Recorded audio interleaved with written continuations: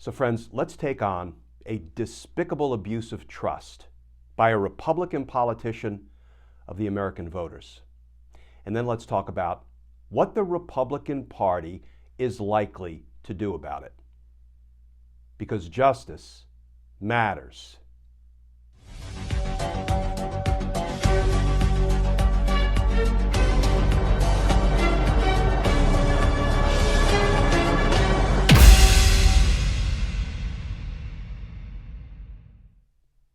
Hey all, Glenn Kirshner here. So friends, I was not planning to do a Justice Matters video today on this liar, this cretin, this bozo, George Santos, and maybe it's impolite to call people names, but what this guy did to his constituents, what this guy did to the voters in his district is despicable, unforgivable, and inexcusable. And if the Republican Party stands by him, that will tell you everything you need to know about how the Republican Party is willing to abuse the American people. Here is the new reporting from the New York Times.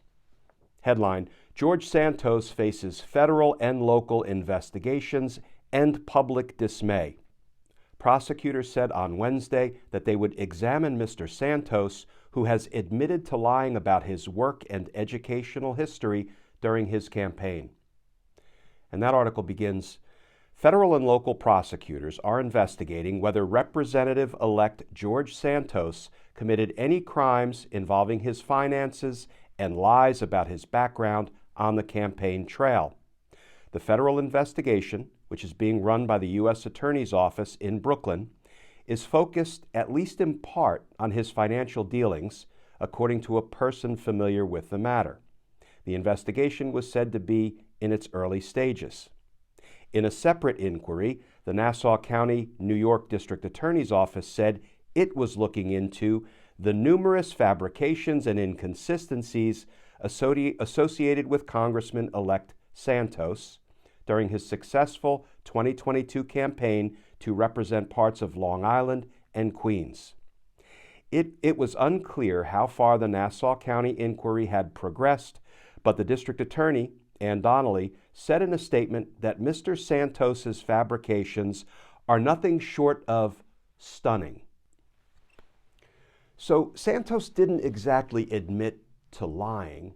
What he copped to was embellishing things about his educational accomplishments, his work history, his family's backstory.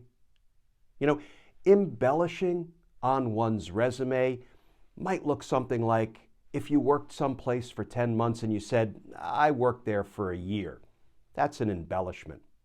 He said he worked at places he never worked. He said he earned university degrees he never earned. And I'm not even going to talk about some of the despicable lies he told about his own family history.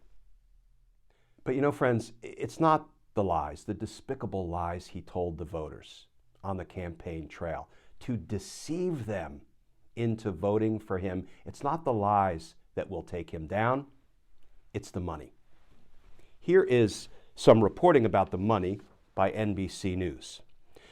Santos's claims, the story, also raised questions about how he was able to lend his campaign $700,000 after having claimed on a campaign finance form in 2020 that he was making $55,000 per year.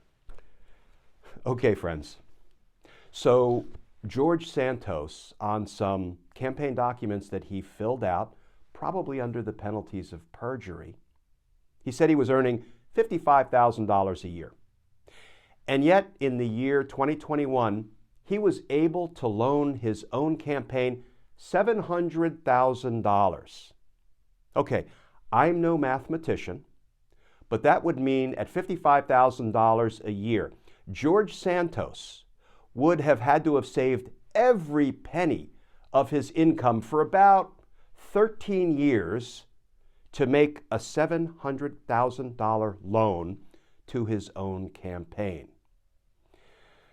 It's not the lies about his education, his work experience, his family, etc., that will take him down? It's the financial fraud, the likely financial fraud, because I'm quite sure the federal prosecutors and the New York state prosecutors will be looking at his, for example, state and federal tax returns to see if there are any, I don't know, income reporting anomalies. And they will be looking at him for things like campaign finance fraud, state tax fraud, federal tax fraud. And you know, if the Republicans stand by him come January 3rd, when it's time to swear in the new members of the House of Representatives, if they stand by him, well, then their abuse of the American people, their abuse of the voters of New York will be complete, it will be plenary, it will be obvious for all to see. Will they stand by him? What do you think? Do you think guys like Kevin McCarthy and Jim Jordan will have any problem working shoulder to shoulder with a liar and a cretin and a bozo like George Santos? What do you think? Santos better be run out of Congress on a rail, because justice matters. Yeah, this one's got me a little agitated, friends. As always, please stay safe, please stay tuned, and I look forward to talking with y'all again tomorrow.